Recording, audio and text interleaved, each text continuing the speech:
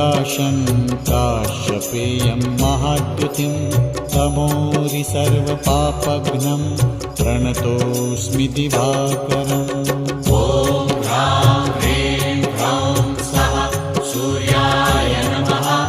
ॐ ह्रां ह्रीं ह्रौं स्वः सूर्याय नमः।